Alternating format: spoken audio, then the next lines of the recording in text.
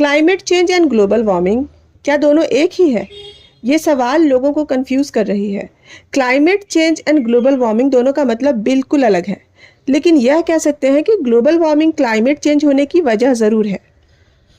आज हम बात करेंगे ग्लोबल वार्मिंग के बारे में। कैसे ग्लोबल वार्मिंग इस पृथ्वी को तबाह कर रही है, इस धरती को धीरे धीरे ख़त्म कर रही है। ग्लोबल वार्मिंग का पृथ्वी पर क्या इफेक्ट पड़ रहा है, कैसे ग्लोबल वार्मिंग क्लाइमेट चेंज का कारण है। ग्लोबल वार्मिंग का एक साधारण मतलब होता है अर्थ या पृथ्वी के एवरेज टेम्परेचर का बढ़ना। ये तो आप जानते ही होंगे कि पृथ्वी को प्रकाश और गर्मी सूरज से मिलती है। सूरज की किरणें जब पृथ्वी पर पड़ती हैं तो उनमें से कुछ किरणें रिफ्लेक्ट होकर यानी परावर्तित होकर वापस अंतरिक्ष में चली जाती हैं और कुछ किरणों को हमारे एटमॉस्फेयर में मौजूद गैसेस रिफ्लेक्ट होने से रोक लेती हैं। एटमॉस्फेयर को आप पृथ्वी के चारों ओर गैसों का एक कवच यानी चादर कह सकते हैं।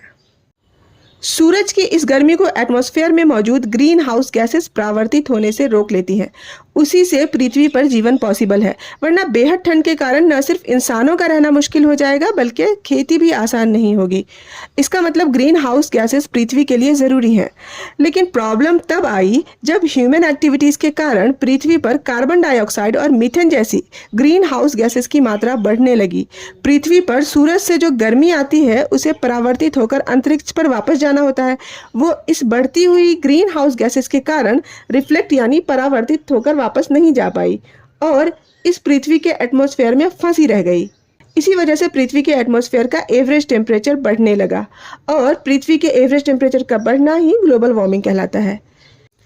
कार्बन डाइऑक्साइड और दूसरी ग्रीन हाउस गैसेस के बढ़ने की वजह से औद्योगिक युग से पहले के मुकाबले एवरेज ग्लोबल टेम्परेचर जो था वो कम से कम 1 डिग्री सेल्सियस बढ़ गया है।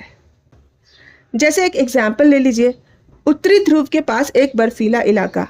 क्योंकि धरती औसत से ज़्यादा रफ्तार में गर्म हो रही है, इसलिए यहाँ बर्फ़ पिघलनी शुरू हो गई है।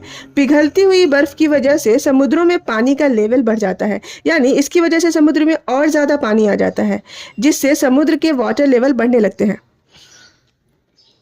साइंटिस्ट्स का कहना है कि 1880 के बाद समुद्र का एवरेज वाटर लेवल 8 इंचेस से ज़्यादा बढ़ गया है, जिसमें 3 इंचेस की बढ़ोतरी तो प्रीवियस 25 ईयर्स में हुई है।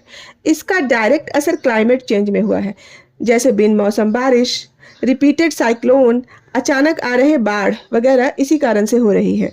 दुनिया भर के देशों ने मिलकर एक समझौता किया है कि तापमान यानी टेम्परेचर को 1.5 डिग्री सेल्सियस तक की बढ़ोतरी तक ही रोका जा सके।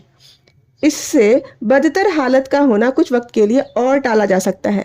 हम अगर अब भी अलर्ट हों तो ग्लोबल वार्मिंग को 1.5 डिग्री सेल्सियस तक ही रोक सकते हैं।